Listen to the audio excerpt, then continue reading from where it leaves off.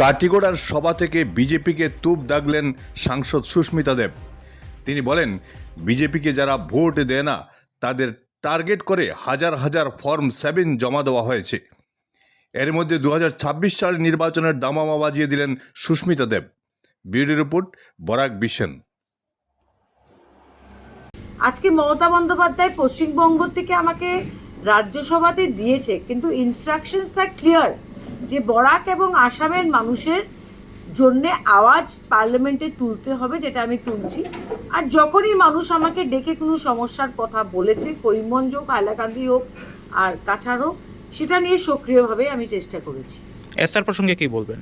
দেখেন, এসআরটা আমি আজকে ইলেকশন কমিশন অফ ইন্ডিয়াকে চিঠি দিয়েছি, চিফ ইলেকশন কমিশনার জ্ঞানেশজিকে, যে 22 তারিখ লাস্ট ডেট অবজেকশন ফাইল করার, আর 2 ফেব্রুয়ারি হলো লাস্ট ডেট হিয়ারিং সব শেষ করার।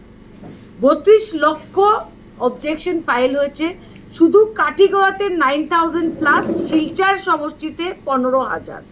তো এত হিয়ারিং কিভাবে হবে? প্রথম সবাইকে একটা নোটিশ দিতে হবে যে অত তারিখ হিয়ারিং।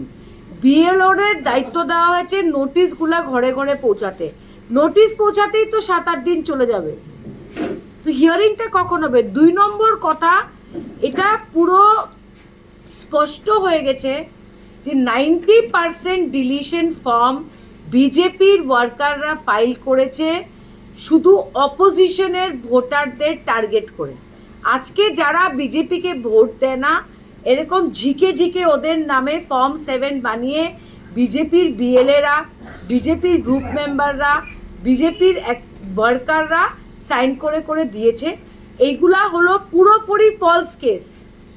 এবং আমি জ্ঞানেশ কুমারজিকে লিখেছি আর সিইও আসাম ইলেকশন অফিসারকে লিখেছি যে এইগুলা কেসে ইমিডিয়েটলি বাতিল করা উচিত, মানুষকে হ্যারাসমেন্ট করলে চলবে না।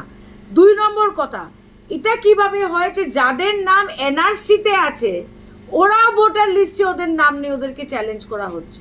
তো 6 বছর যে আমরা কাগজ দেখালাম, এগুলো কাকে কাগজ দেখালাম? হাওয়ার মধ্যে দেখালাম। তো যাদের নাম এনআরসিতে আছে ওদেরকে নোটিশ দেওয়ার মানে কি? এগুলো ছেলে খেলা চলছে আসামের মানুষের সঙ্গে। তো আমি বলে দিয়েছি, যেখানে বিজেপির ওয়ার্কাররা বা যে কোনো কেউ ফলস কেস করেছে, সেকশন 31 এর আন্ডারে এফআইআর লজ করা উচিত, ওদেরকে জেলে দেওয়া উচিত।